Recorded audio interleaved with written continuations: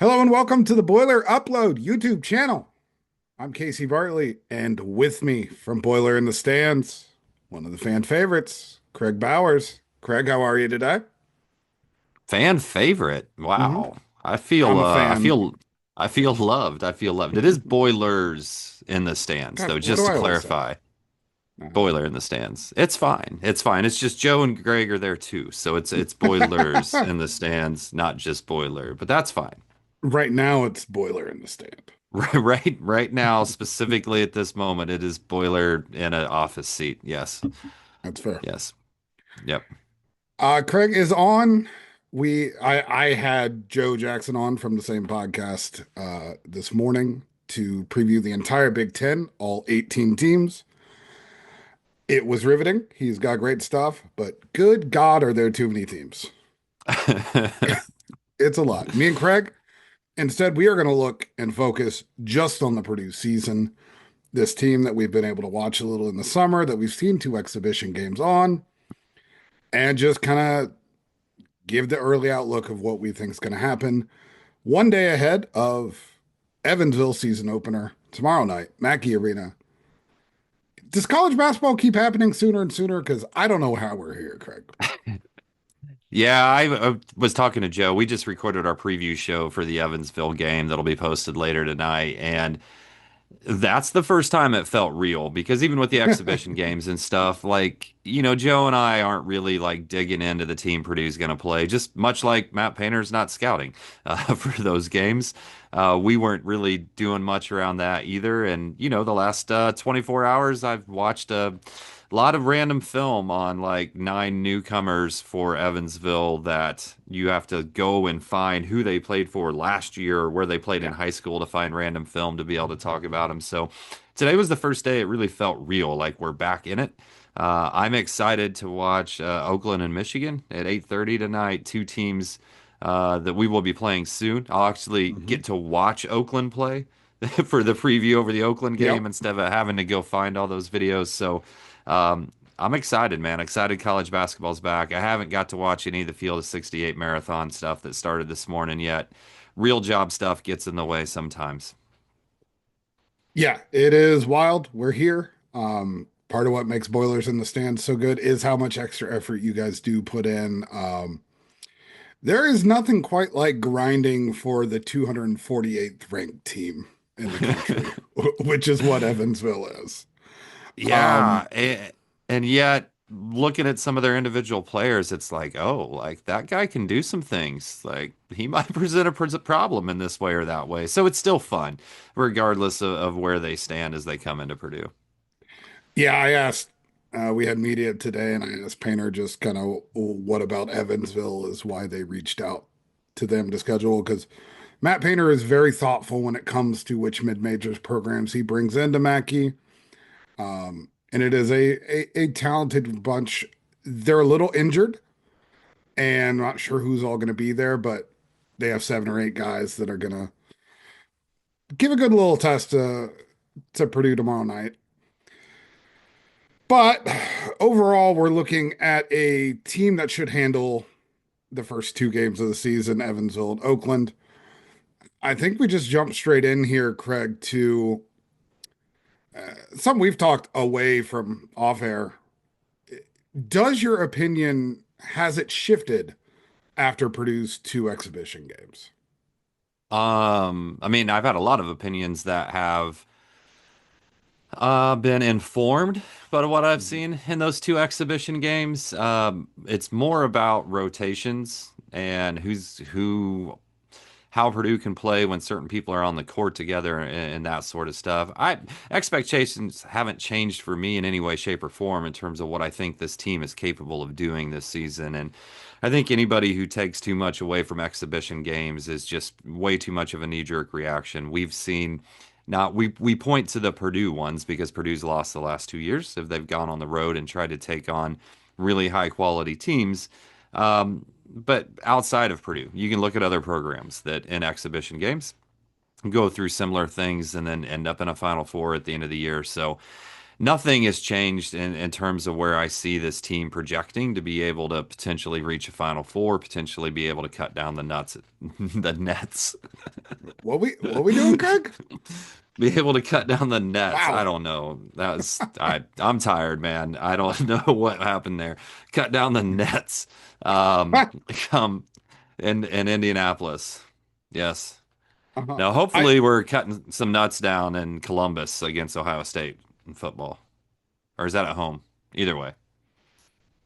All right. Not cutting aside. Uh I do think we need to take a little mea culpa. Not only I think we do well at not overreacting to exhibition games, but we sat very close to each other in the intra squad scrimmage. We got to stop taking that for any benefit because it's very clear how comfortable like the young guys are going up against a team they've gone all summer, everything, and like Yep. I, I'm pretty sure those are pretty useless to us from a minus I guess Jakari showed. So that's an accurate thing. But one of the pressing questions we have for this team that we don't have an answer for is Antoine West's red shirt, Yep. right? Yep. And you came into the scrimmage after the summer going, he's a dog, he's big, he's got a spot on the rotation. I didn't really believe that. And then I let you and the intra squad scrimmage talk me into it because he looked awesome. Um, to say the lead, he did knock down a couple shots in the second exhibition, and but he got played off the court at Kentucky almost immediately. He looked like someone who is a true freshman. And for better or worse, when you're a national title contending team, I don't know how much you can suffer through someone being a freshman. Yeah, I get what you're saying. From my standpoint, I'd almost take more out of the inter-squad scrimmages than I would out of the exhibition games, just because Really? to me, those guys are really just uncomfortable still. Like that's their first college game in a big environment like Kentucky and whatnot. And I think when those guys get five, six, 7 games under their belt and they just become comfortable in it, become comfortable in their skin out there and when to attack, when not to attack, when when is a shot that somebody I can get somebody else Mm, through a hockey assist the right thing to do and whatnot.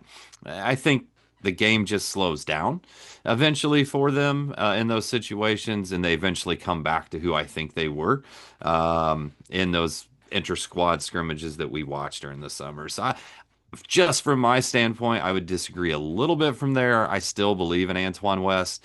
I think it's really, really interesting that we are 25 hours away from tip mhm. and there is no decision on the red shirt. I said on one of our shows that I would not be shocked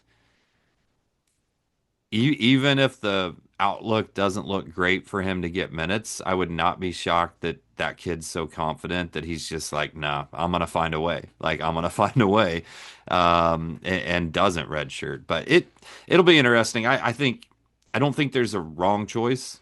You know, if he wants to be a part of a team and Right. thinks he can contribute to a team that has a chance to cut down the nets in Indianapolis, then go for it, man. But also, if you're looking at it and you're just like, hey, the minutes aren't going to be there for me to really develop this year. I'm going to burn a year. You know, there's nothing wrong with taking that red shirt either. So, and I think most people think that's where it's headed. But I would not be shocked either way one bit. And if he doesn't redshirt, I still think somehow, some way, he figures out a way to get on the floor sometimes. I I mean it's a math problem, right? Like Yeah. it's hard to find the minutes, particularly if what Jakari Harris has shown is real. Because if Jakari Harris is going to play this well, he is going to eat up even more minutes in an already log jam rotation. That's kind of factoring in Omer Meyer as a 20-minute a game guy. There's potential he's a 30-minute game guy. CJ Cox has not gotten worse in any No. way. Purdue's defense will still rely on him and Jakari playing as much as possible together. And like Antoine West is probably not taking minutes from Fletcher Lawyer, probably not taking minutes from Braden Smith. No. It's a tough math problem. You can like everything about him, believe he's going to be awesome. It's Yeah. just one of those things, kind of like what Riley Burgess staring down. I think in some ways it's not lucky, but it was probably fortunate timing wise that Burgess had the leg injury that he suffered through it last season, and that he probably doesn't feel 100% back. Enough wiggle room to say, "Hey, I'm going to redshirt his second year because there's not minutes in the similar fashion." Yeah. I guess. Did you get to see the media answers from Matt Painter today? Because he was I asked did. directly about this. Do you believe that because of the title aspirations that you're more lenient on burning a year of eligibility for it? Well, I mean, it sounded like from his answer that he just flat out said that they had like taken that approach, which then I was trying to do They the have math in my before, yeah. head. That I was trying to do the math in my head and figure out who he would have been talking about specifically in that situation because he said 2 years ago. So, um, right, Sometimes he's a little off on his years. right, right. So, yeah, I don't know, but it's just interesting to me because Jakari and CJ coming in as freshmen last year, everybody was talking about, well, I don't know how both those guys find minutes. Mhm. And then they both end up like people forget the things that were being said last June, and it's not the first situation like that by any means. And I don't know that he would find minutes because it takes all the newcomers look, not just the freshmen, all the newcomers look like they were still having to process on the floor. Where am I supposed to be in this rotation? Where's my next Right. assignment?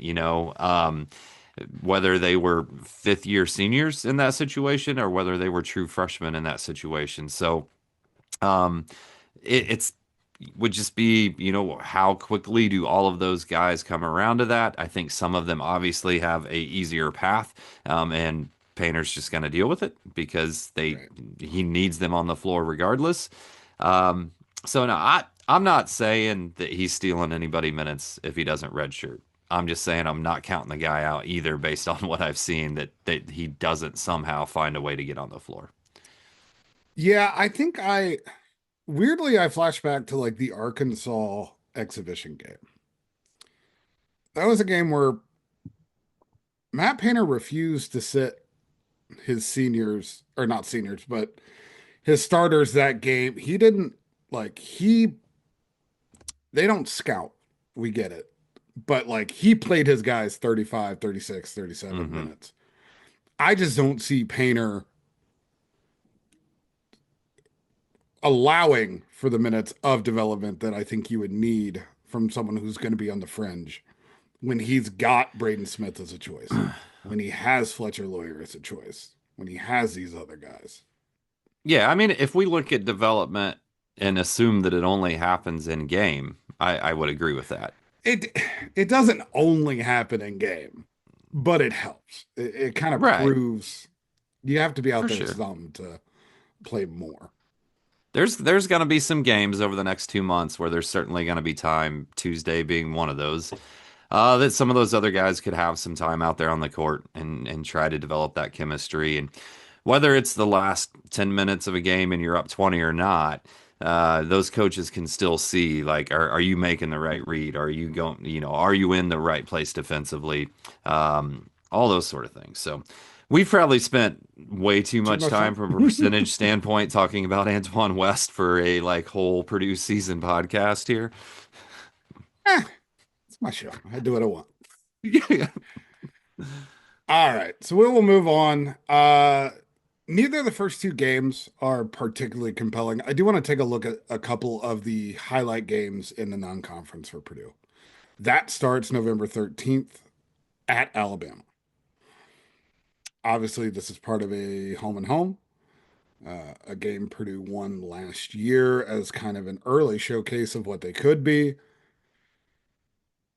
Do I guess the early road test, how much weight do you put in that for this particular team to start the season? Well, I don't think by any means it's going to be like a litmus test Right. of where this Purdue team can go. Uh, But I think it is going to be the first true test that gives you an indication of how much more work has to be done. I think it'll give a true indication for all the people who are saying that they feel like there's not enough spacing with Clough and TKR on the court all the time. Have they gotten that figured out yet? Are they figuring out how to play around each other? And for me, that's way more, to be clear, I don't think it's affected TKR that much at all. For me, I think it's has Clough figured out how to impact the game on that end of the court where he's not the primary post down low. So I think, yeah, I think it's certainly gonna help answer some questions. I think it may provide more questions that then allow the coaching staff to work on those things as they progress forward. And then, a week later, they get to go to the Bahamas and probably not face a team. Well, I mean, if they reach the finals and Texas Tech reaches the finals, then they will face another really, really difficult test that is going to be just loaded with star power between those two teams in terms of players that are top 20 in the country level type players. But yeah, I don't.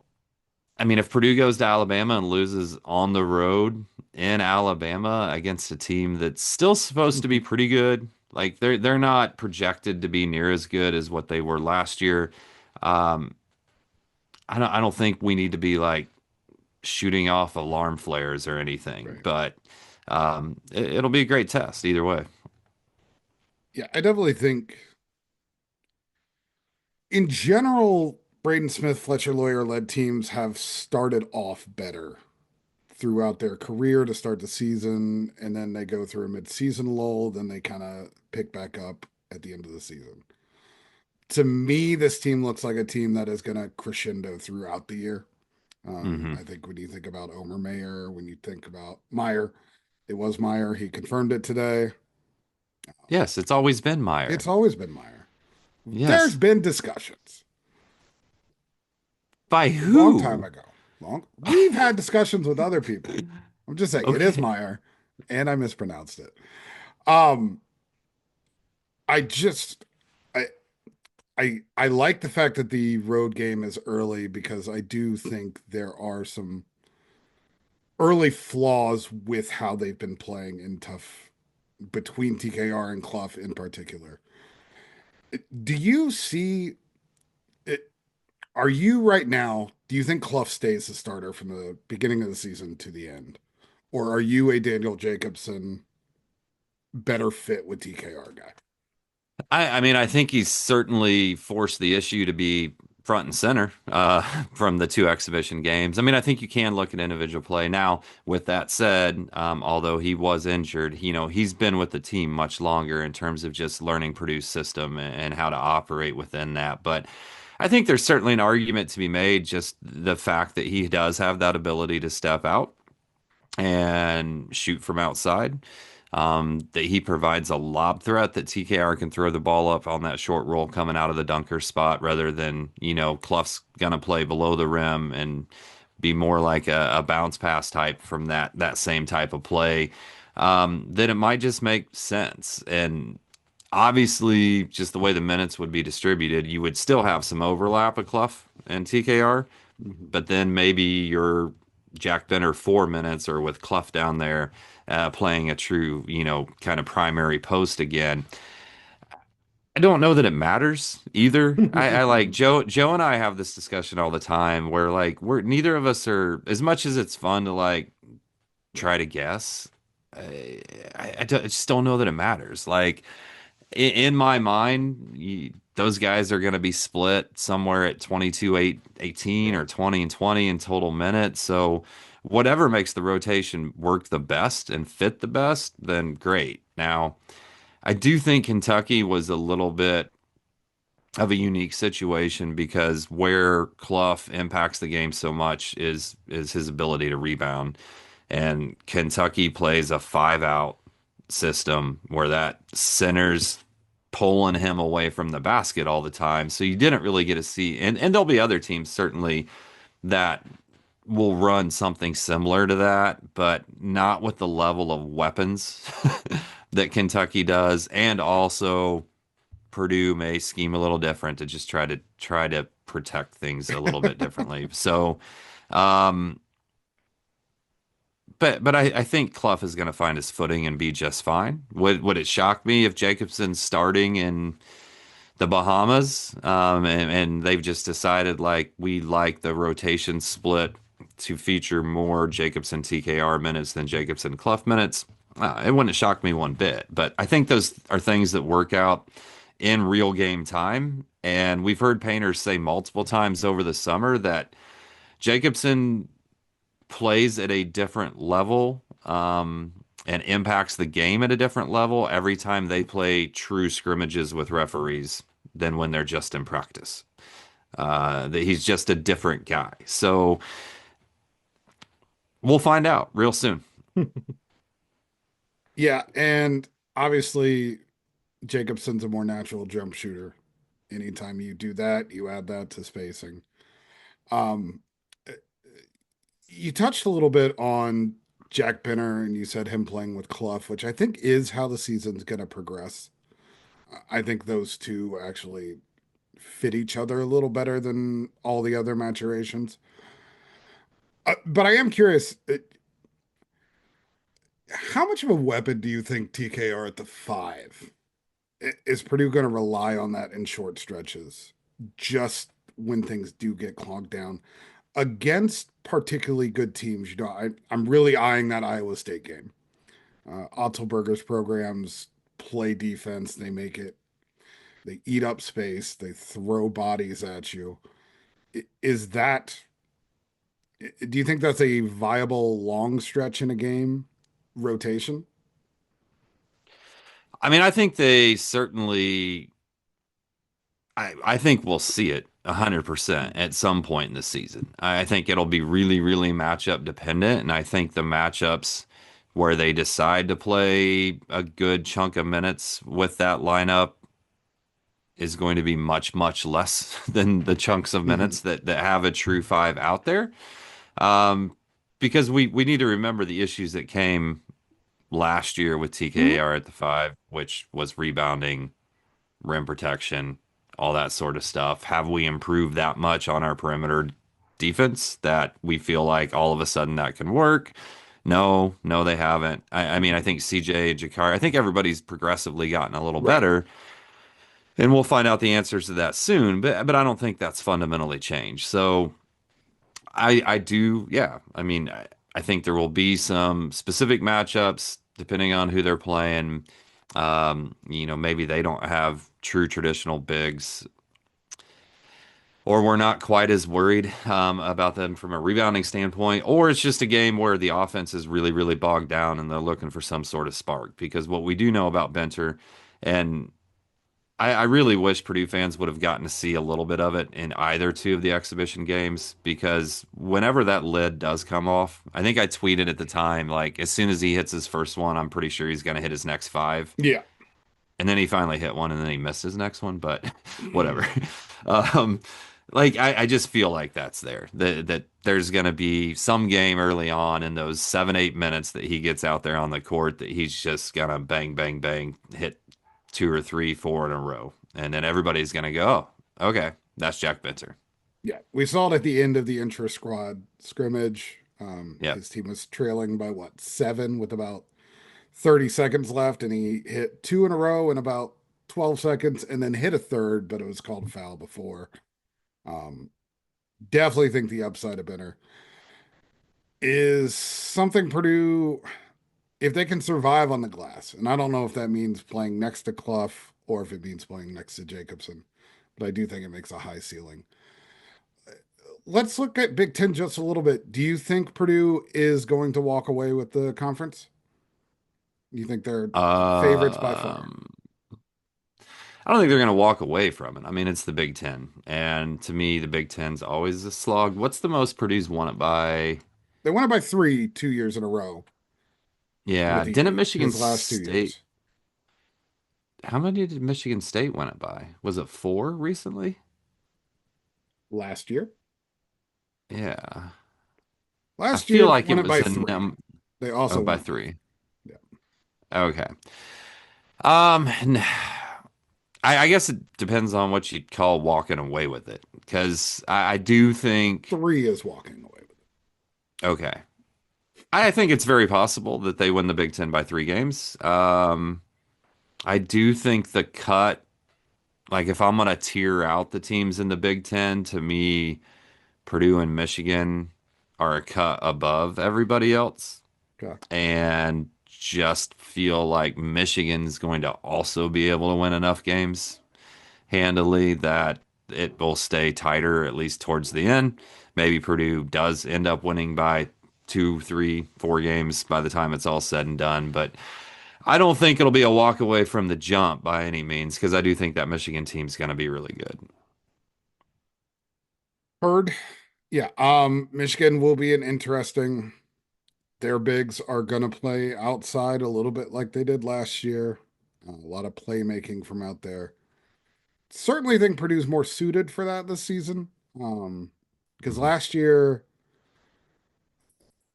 Purdue would have loved to play without any 7-footers. That would have been delightful for them. This year they have bodies. Uh, Yeah. I think it's hard to not see the season kind of in the realm of just Braden Smith, Fletcher Lawyer, Trey Kaufman, Wren's legacies. And I just, first off, Fletcher Lawyer, do we have an answer yet of just why he's so, even by Purdue fans, a little underappreciated and quick to hate on? Do you think what we've seen the first couple games, which is Lawyer getting a lot of open looks, is this going to be the year that his shots and production bounce up even more? He's been pretty steady throughout his career. I don't know how much room there is to really jump up from a point standpoint. I mean, if we look at him year over year, right? He has increased that each year that he's been there. So last year, he averages what, 13.8 points a game. Actually, I guess from freshman to sophomore year, there was a Right. small dip from 11 to 10.3. Could I see him as a 15 point a game scorer? Yeah. I just think, what Purdue's going to try to do in terms of running that pick and roll heavy, heavy, heavy between Braden and TK. And just for me, I think CJ and Jakari both being that much more confident and willing to shoot when getting a kick out, okay, from outside as well. I don't know how much room there is for it to grow that much more. Now he shoots 44% from three last year. I mean, it's really it's hard for to say that that's like or what are we going to say he's going to shoot 48% this year? I mean, I don't know. I don't have an answer for why he's kind of been this lightning rod figure amongst Purdue Correct. Yeah, that's a good fans way to put it. over the years. And I mean, obviously, look, we know the defensive limitations. I think he's gotten a little bit better each year. I think part of that is just being more savvy about it and knowing exactly how to be in the right place for how Purdue wants them to play from a team defense concept. But I think it's probably largely that. Um, is there, there will be some games he gets picked on the defensive end. And then I also think there's just some of the fact that like he's really effective getting downhill and getting to the free throw line and or finishing through contact, but it's not the prettiest thing in the world visually. And I think there's some of that of fans just being like not being able to appreciate the ugly with it still being highly, highly efficient. Yeah, and when it goes bad, it looks real bad. Right. Like it looks It's silly. loud. It's Yeah. loud when Yeah. it's, yeah. Loud misses. Yeah. Um, Fletch, I I get the feeling that the way Kentucky defended Purdue and the way that Oscar Clough is able to create space off the ball could lead to some Fletcher Lawyer barrages in games. I think the Mackey Arena 3-point record is under review. Like he might threaten it this season. Mason Gillis's 8 3-pointers is in play. But let's move to Trey. Are you concerned at all about the little snippets of Trey Kaufman we've seen? Um, Probably a little more turnovers than you want, and all of a sudden the floater last year was automatic doesn't seem to be falling. Yeah, I'm not worried. Mhm. Um, but we talked in the post game after UIndy. I asked Joe the same question. I was like, "Are you worried at all that the floater and the little hook just don't seem to be automatic right now?" Um, and I mean, he is one of the most efficient shooters of floaters in the entire country. Might have been the most efficient. Um, I I'm not concerned. Definitely something monitoring, as the next three games happen. Like if there's a struggle in the next two games before they go into Alabama, certainly monitoring. I would not say concerned. I think even in small stretches of the season, even in games, sometimes he'd come out and really struggle on those first three, four shots. Um, and then he hits enough. I mean, even in that Kentucky game, right? He ends up shooting 50% from the floor. Right. But it feels like because Purdue got beat and because the first half there were quite a few misses from TK, it feels like he shot terrible, but he still ends up shooting 50% that game. So not highly concerned, monitoring. Yeah, I think what I'm marking it to is last year it was pretty simple for him. When the ball got to him, it was his time to score because that was Yeah. the best option. If Braden says, "Hey, you get the ball," it means we need you to shoot. For Purdue this year, I'm not sure that's the case, but he's still playing like when he touches the ball, he's supposed to shoot at all times. Yeah, yeah, I mean, I thought there was definitely a handful of times that he forced it in both of those exhibition games, where it's just like, "Hey, you got shooters everywhere, man. Hmm. You can find them." And then I think the very next time he got the ball, he tried to whip a like cross court pass and and, Yeah, and threw it right to a Kentucky guy. So I do think his assist numbers are going to be up a bunch. I think there's something to those exhibition games of just being like, okay, like it's time to establish myself as this season gets started. Like, go get it. Um, I have faith in him over the course of a yeah, game to make the right read and the right decisions. I do think early in games sometimes he does get that feel of like I need to establish myself, and there's something to that of like, hey, they're going to creep in off those shooters more if I hit three or four in a row. right. Yeah, it's not a concern, but it's definitely a trend that I'm curious about how he gets his shots.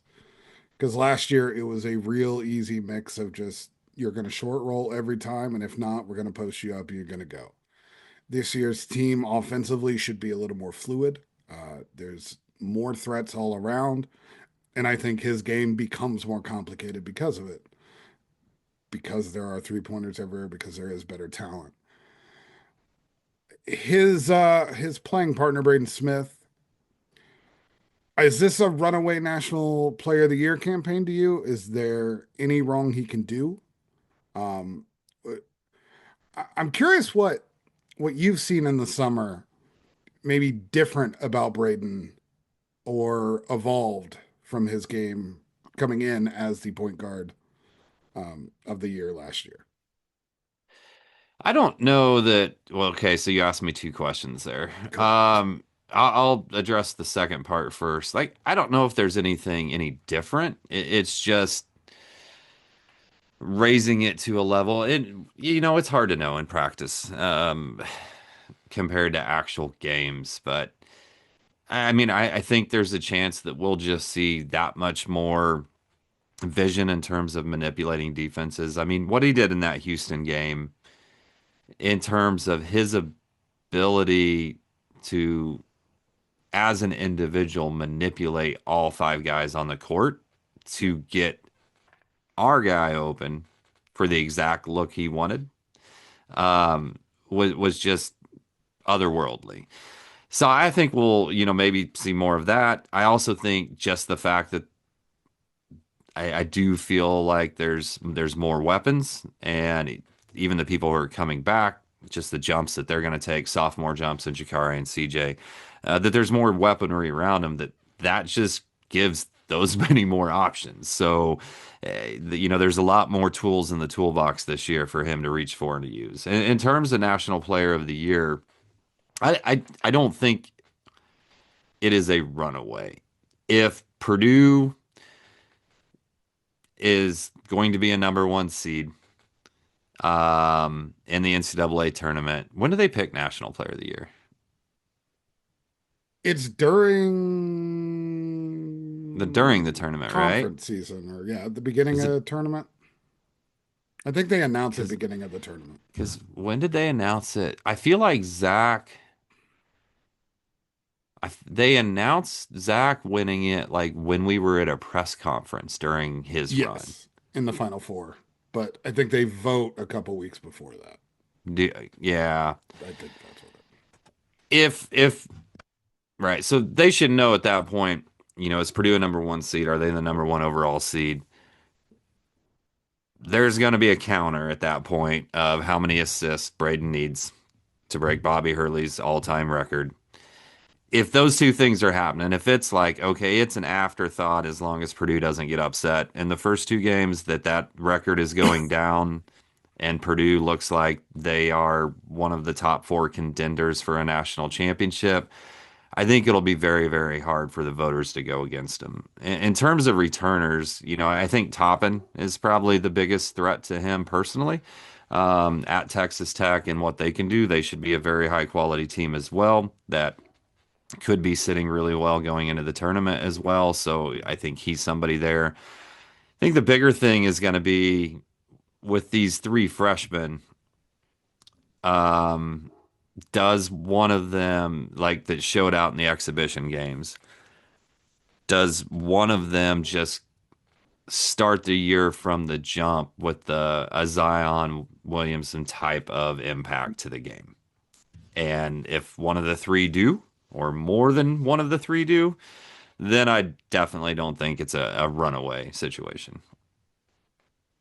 I want you to think back to the two exhibition games and even some of the intra squad stuff. Do you recall a time where Braden Smith got caught up in the air? I do Because not. because for 3 years we've been listening to Matt Painter say Braden Smith is awesome. He's my guy.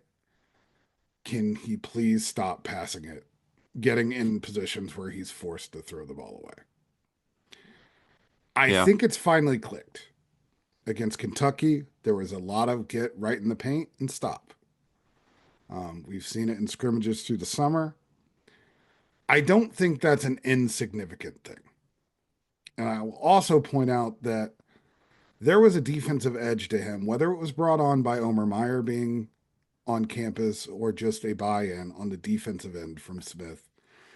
Pretty regularly throughout practices this summer. I thought he was pretty good at times against Kentucky and UIndy. Like there seemed to be a focus. I just feel like it's crazy to say this for someone with as many accolades as Smith has, but it just seems like everything has clicked. Yeah.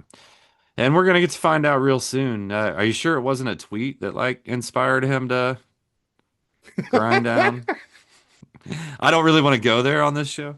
Um, no, The we'll great just we'll leave motivators. we'll leave that one alone. Um, but yeah, I mean, I think that's obviously one place that he could make a stride. And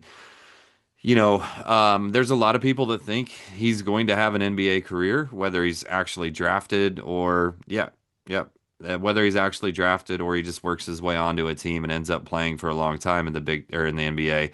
But if he's gonna have that, he's got to make strides on the defensive end. So I think it'll be really interesting to watch, see if he has improved as an all-ball defender. I think he's been really good in the gaps, right? Like kind of playing that safety role where Right. he's shooting a gap and when a pass is thrown off ball. Um, I think the one area, obviously, that we could see him continue to improve still is that on-ball defense. So I do think that grit and grind was there. I thought him and West were really going at each other in Hmm. practice multiple times watching because West is pesky, and then that would turn around and fire him up, and he'd want to be just as pesky to him. So, um, yeah, it'll be interesting to see. Yeah, I think Omer today when we were talking to him described it like me and Braden go about things in a very different way, and then we make the same plays, which is, two savant level playmakers with much different bodies. Yeah, I want to jump into the future a little bit. We're headed into the final three games of the season. Purdue needs to win two of them to win the conference. Who is still in Painter's rotation? Who going into March Madness? Like who falls out? Who stays in? well, I mean, in the backcourt, I think you have the five, right? So you've got your three starters, regardless of who those three starters are: Braden Smith, Fletcher Lawyer, insert third person. Whether that's it's going to be Jakari or CJ. I don't think there's like you have to have that perimeter defender out there. Correct. So those three, whichever between CJ and Jakari, don't start in Meyer, and I think hopefully by January we start to see Meyer feel more comfortable about how to impact the game off ball offensively and just knowing his defensive assignment and rotations without having to process it on the court, that it's much, much more instinctual.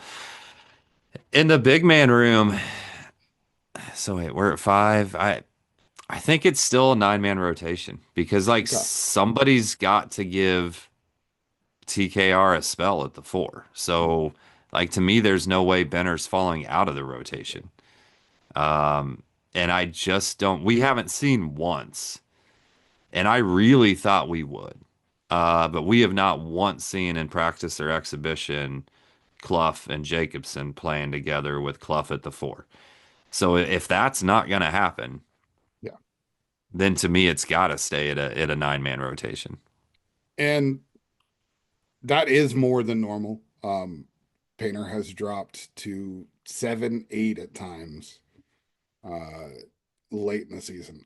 I'm there with you on that.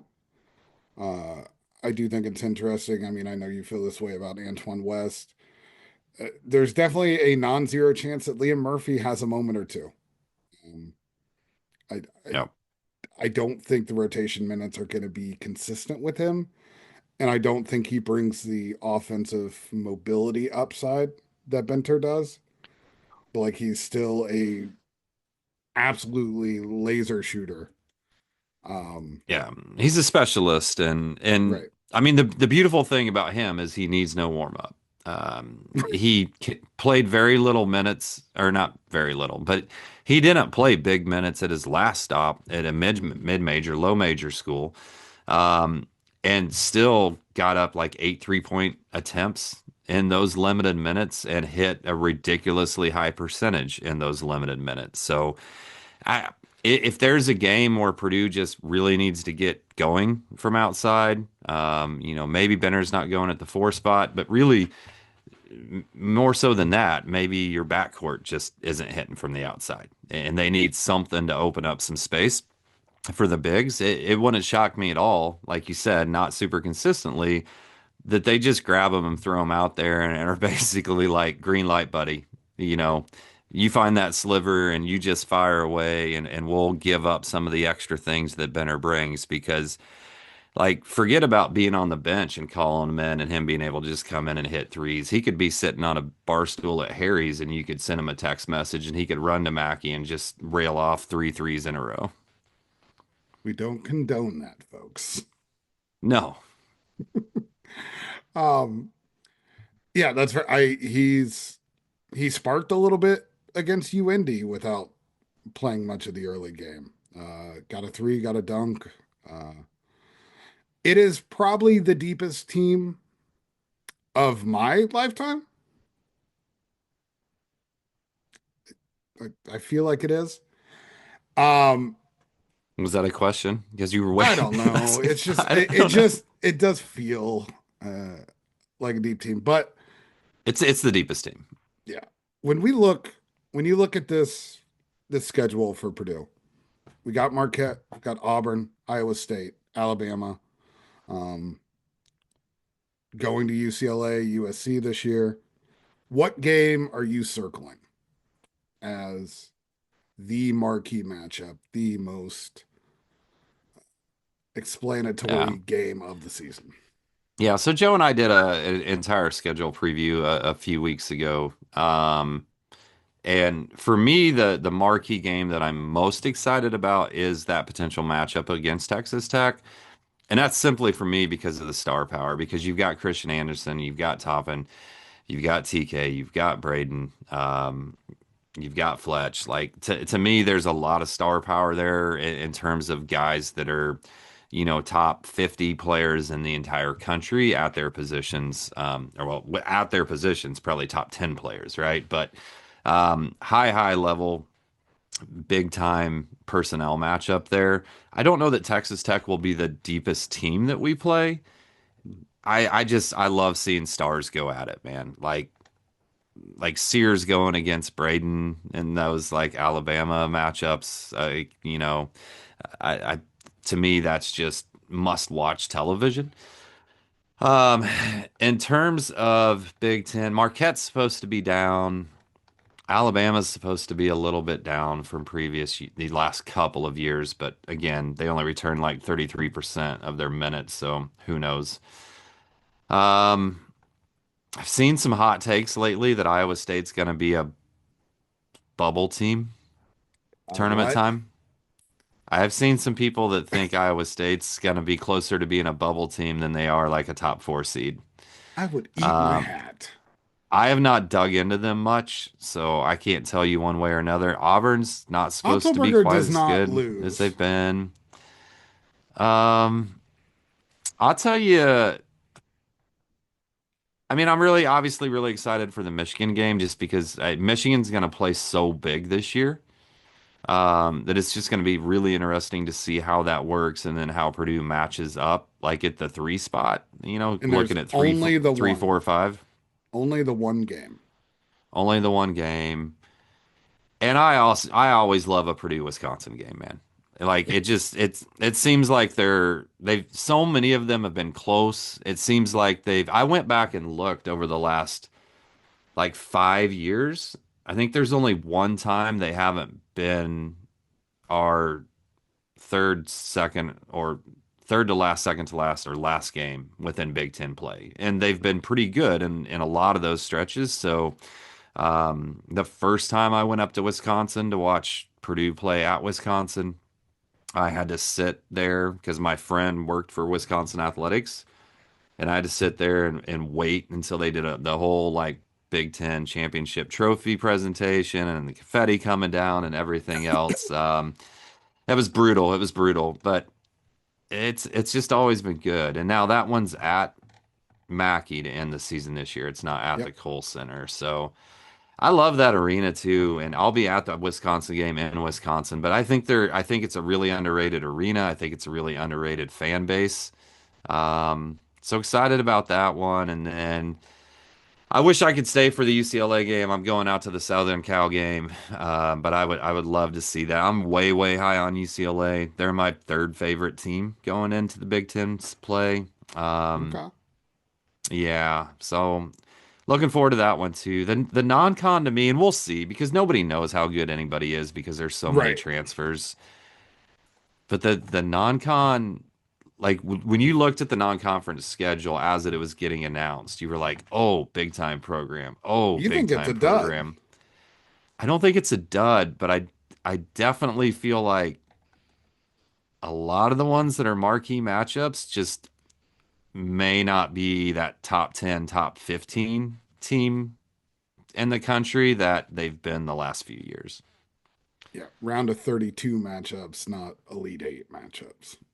Very possible. Very possible. I look, I mean, that Michigan game is staring down a brutal final 6 games of the season. In terms of Michigan at home, IU at home, Michigan State at home.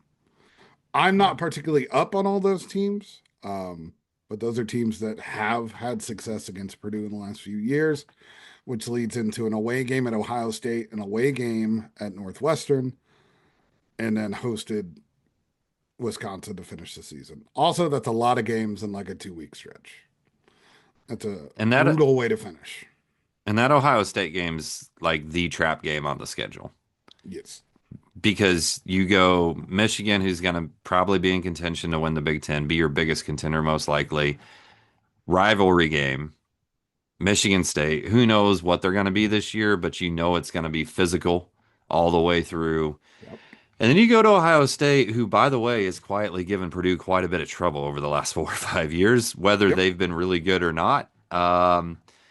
People are really mixed on Ohio State again this year. There's some people that have them as a top five, top six team in their Big Ten preseason rankings, and there's some people who have them 11th or 12th. So um, the fact, though, that there's that variance there, and to me, there's a group of like 6 teams there, right? Whether you have them at the back end of that or the front end of that, I don't know that it matters too much in terms of like what level of play they can bring. Yeah. I mean, Ohio State, I think they've won the last 2 games at home against Purdue. Like, it's not a place Purdue plays well. No, Northwestern has a history of upsetting Purdue at home. I think Northwestern might be second worst team in the Big Ten, but third. they'll battle. They'll battle. I think there's a clear like bottom three, four, Mm, probably three. okay. But yeah, I think it's going to be uh, Ohio State at least. You would think Michigan State and Wisconsin all could use a big win over a projected 1 seed late in the season. That always comes into play. All right, Craig, we've looked at most of the schedule. We've talked about most of the players. Anything that any take that you haven't been able to get off your chest yet this year? This is a safe space. You won't be held accountable the way you will in front of your fans. Enjoy the ride. Oh, a That's controversial Purdue take because Purdue fans, if yeah. anything, are not people who enjoy the ride. I think you bring in Meyer new, you bring in Clough new. Um, Jacobson played what 1.2 games last Point year. two strong. I think a minute, like a minute and a half into the game, which would probably be like point Was that the first game or the second game? second game. Yeah, so he Second played a game. game. Okay, okay. We played a So minute into 1.02, whatever, I don't know. But like it's gonna there's been so much talk in the offseason of like, oh, Matt Painter did everything he needed to address with everybody that he got. But they still have to fit together, right? And they still have to find that flow together out there on the court and that chemistry together out on the court. It's not going to happen overnight, and I don't think we'll see the best version of this team until March, especially because I think Meyer specifically is going to be somebody that continues to develop and raise his game all the way up until the tournament starts. So just enjoy the ride, man. This team's not going to go undefeated. This team's going to be really good. If they look a little rough out of the gate, they're going to figure it out. They're going to put it together. This is going to be a team that's going to contend to get to a Final Four. Just enjoy the ride, the highs and the lows. Yeah, I think that's a salient point. One that I mean we exist on Twitter. We we had to we had to handle the deluge of Kentucky texts and tweets and everything else. I particularly for so long, Purdue, even the good teams, you kind of go into the tournament like, are we strong in the right places Hmm. for something like the tournament? And with this team, when you have guys like Braden Smith and Fletcher Lawyer taking the ball, who have already proven like they've been to a title game, they took Houston to that was. I'm not sure there's been many more Purdue teams that played 100% of what they're capable of, like that team did against Houston. Hmm. That was as well as that team could play.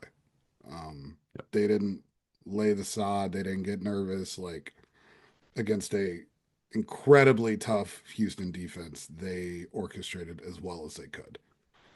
Um, and just to be able to have that luxury, just like don't send the Fletcher Lawyer tweet. Don't send it. Rethink that tweet Yeah, before don't you send send it. it. Don't send the Yeah, Jack Benner one. because Three missed it's shots into his exhibition career. as soon as you send the Fletcher Lawyer tweet, he's gonna shoot like 75% Yeah, in the next game from three and yeah, have yeah, 23 and be the only guy that clips 20 in the game yeah. and lead Purdue to a win. I mean, we've seen it too many times. Yeah.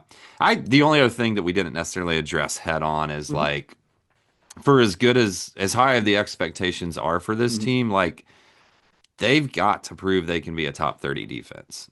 Yeah, And there's not a guarantee, right? Like I think there's a guarantee this team is a top 5, top 10 offensive efficiency team this year, but yes, they have got to prove that they can be a top 30 defense if they're going to realize their goals in March, yeah. They're April. right now at Ken Palm. They are number one on offense projected by a pretty good number, um, Hmm. and 29th on defense.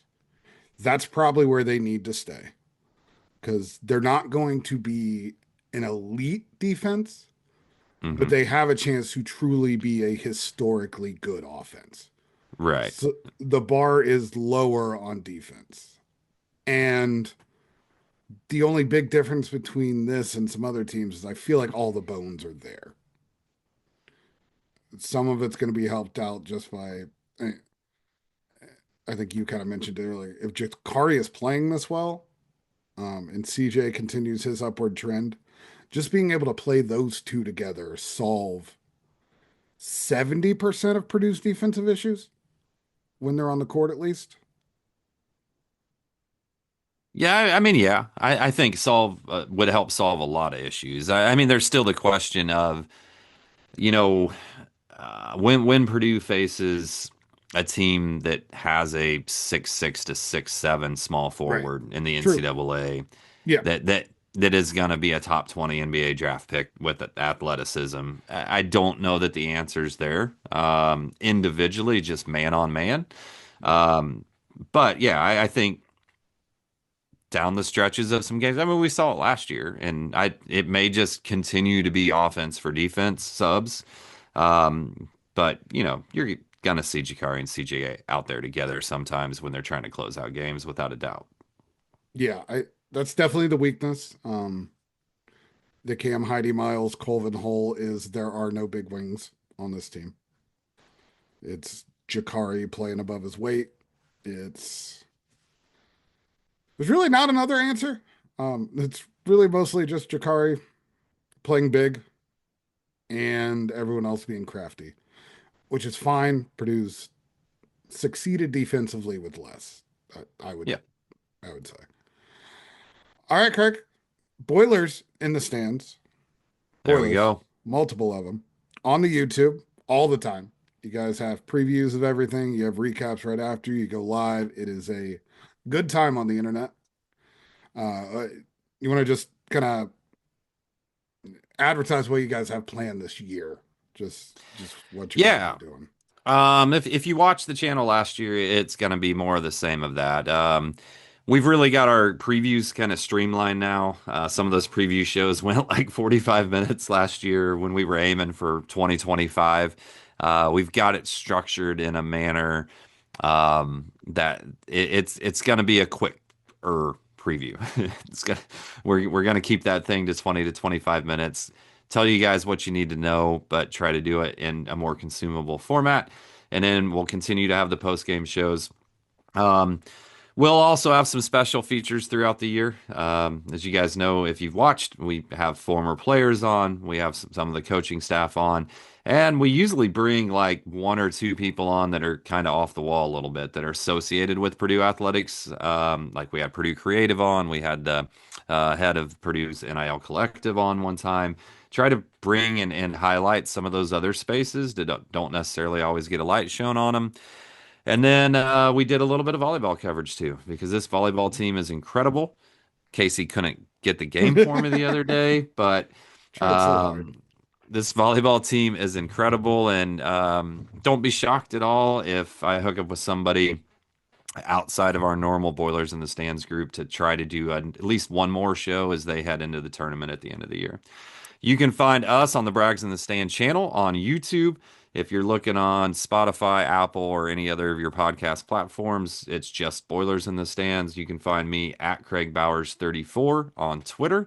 I also run the Boiler Diehards group on Facebook for those of you that are in there or want to get in there.